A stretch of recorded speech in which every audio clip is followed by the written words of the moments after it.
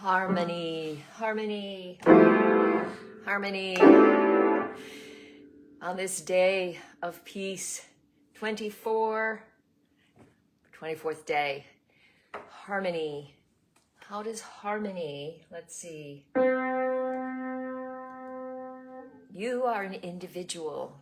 These first 3 weeks, we've really looked a lot at what we can do in our inner world and by ourselves to change our inner states of peace. And now in this 4th week, we're looking at interactivity, how to connect and relate with others. And that's where harmony comes in.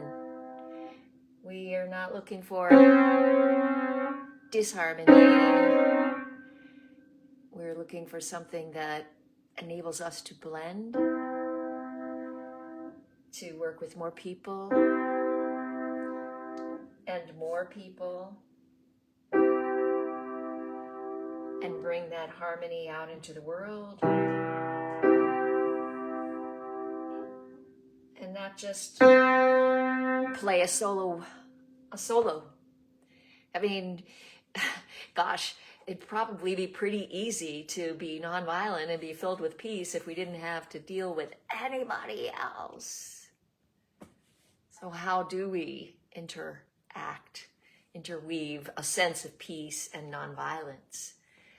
And that's where that internal self-criticism can turn to that projection of what you're critical about yourself or worried about yourself onto others, and cause this kind of dissonance, this kind of, fingernails on the blackboard kind of sound.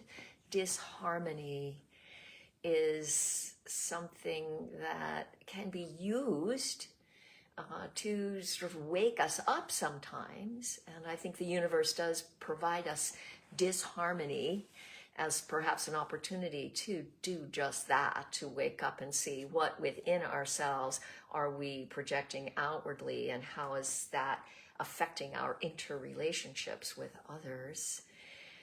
When I can find harmony within and understand the rhythms, the rhythm of life is something that we're often not in harmony with.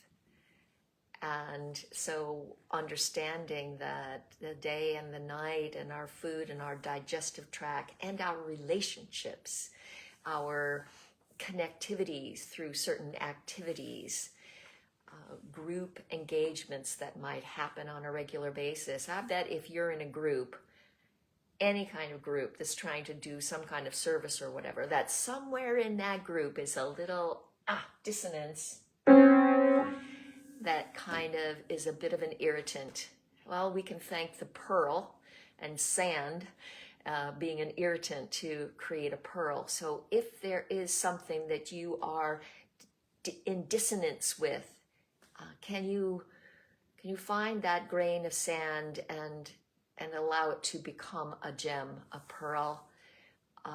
We can do this through wisdom and through appreciation. If we gossip, gossip is a good one that can really cause a lot of disharmony.